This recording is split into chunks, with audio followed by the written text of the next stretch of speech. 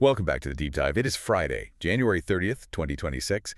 And if you've been glued to League Pass this week, you know the league is in a very strange, very loud place right now. Yeah, it has been. We are just coming off AWS NBA Rivals Week, which, usually feels a bit like a marketing gimmick. It can, yeah. But this time around, the basketball actually, I think, overshadowed the branding. We saw 40 pieces becoming just like routine. We saw triple doubles from centers and blowouts that historically just shouldn't be possible. It was a week where the gap between good and great, it felt like a canyon. You usually look at mid-January as the dog days of the NBA schedule. Right.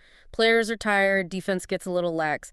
But the intensity this week suggested something else. It really felt like a frantic scramble for positioning before the All-Star break hits. That is the perfect way to frame this for today. So our mission isn't just to list off who scored what, because frankly, box scores lie. But they do. We want to cut through all that noise from Rivals Week and really identify who is actually operating at an elite level.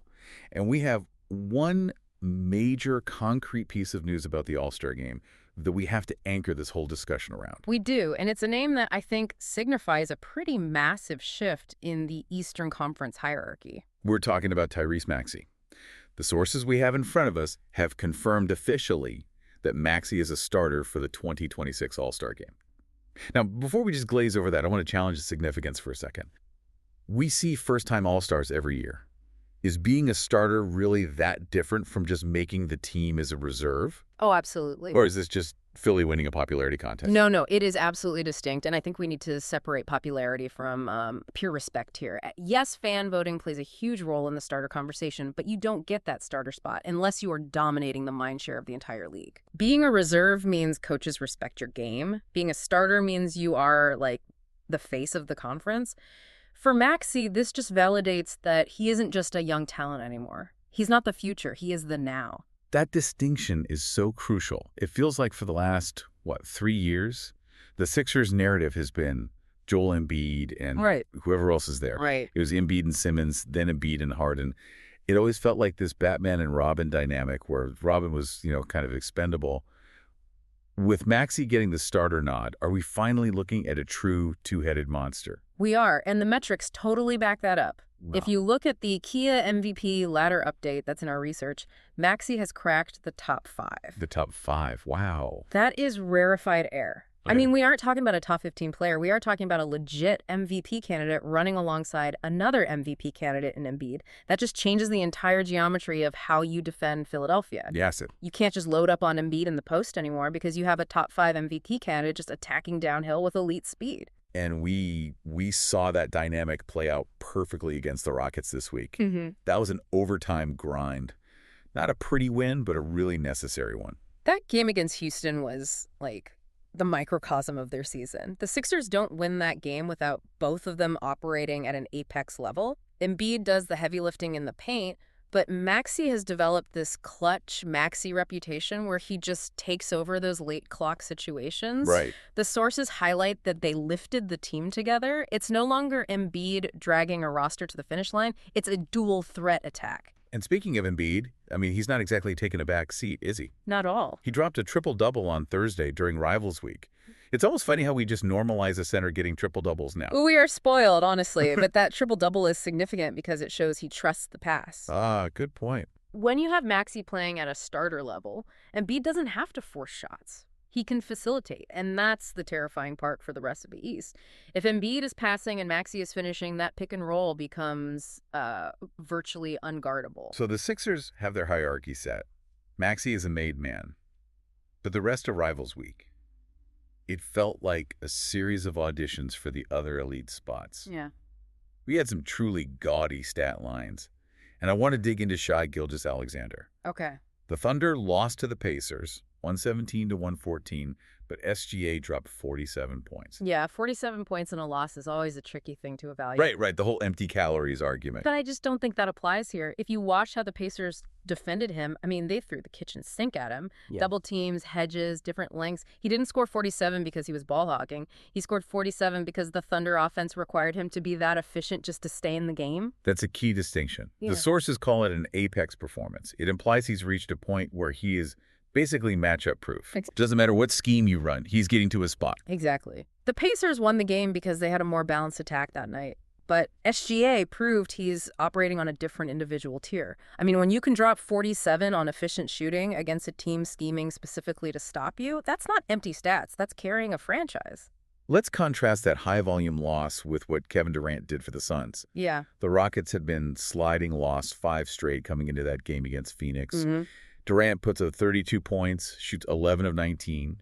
It wasn't 47, but it felt like surgery. Surgery is the perfect word for late career Durant. He is the ultimate stabilizer.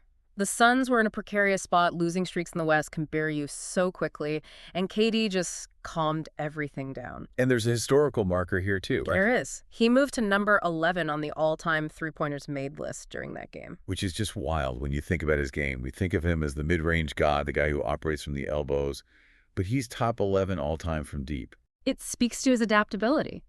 The league shifted to the three-point line, and Durant just shifted with it without losing his core identity. He's not out there forcing threes, he's just taking what the defense gives him. That 32-point performance, it wasn't about explosion, it was about efficiency and stopping the bleeding. That's value. Okay, so we have SGA with the explosive loss, KD with the efficient stabilization, then we have Kawhi Leonard.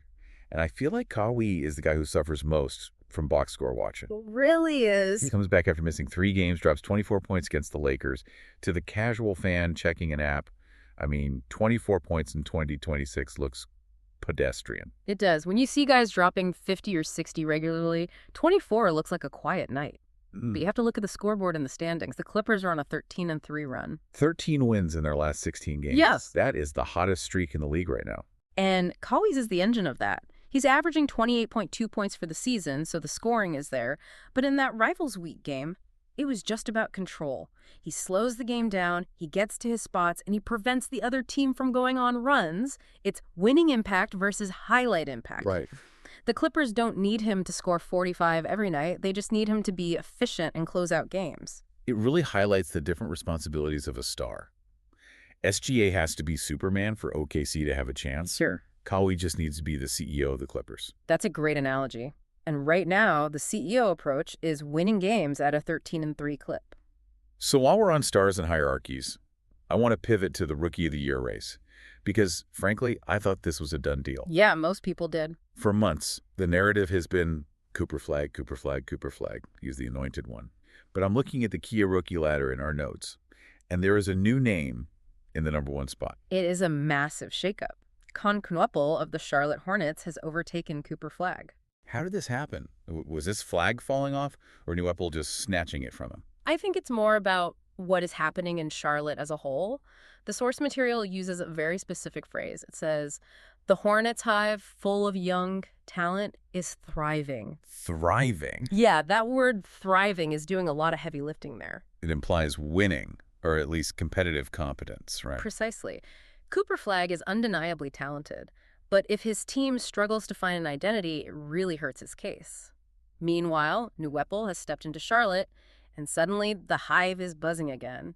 The team is playing with energy, they're competitive, and he's a catalyst. So voters love that. Oh, they love a rookie who impacts the winning culture more than a rookie who just puts up numbers on a bad team. So it's the empty calories argument again, but for rookies. It's easy to score 20 when you're down by 15. Good. It's a lot harder to score 15 when the game is on the line. And Knueppel seems to be doing the latter. He's fitting into a system and elevating it. It's a fascinating development because it really challenges our pre-draft biases. We all expected Flag to just run away with this. Now we have a genuine dogfight on our hands. If you haven't been watching the Hornets, consider this your warning. The Rookie of the Year race is not over. But let's move from the up-and-comers to a team that just made history, and not in a subtle way. The New York Knicks. The Demolition Crew. I did a double-check this stat. Yeah. The Knicks beat the Brooklyn Nets by 54 points. 54. Incredible. The previous franchise record for margin of victory was 48.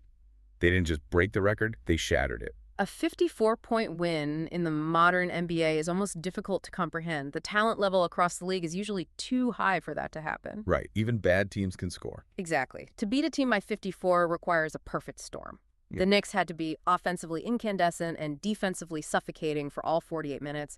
They just did not let up. And it wasn't a one-off thing, was it? This is their 13th straight win against the Nets. That's the psychological aspect. It's not just a blowout.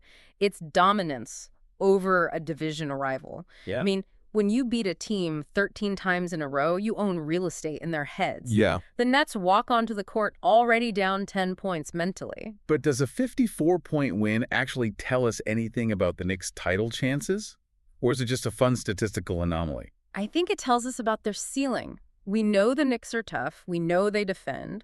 But to have the offensive firepower to open up a 54-point lead, that suggests that when they're clicking, they can run anyone off the floor. It's a warning shot to the rest of the East.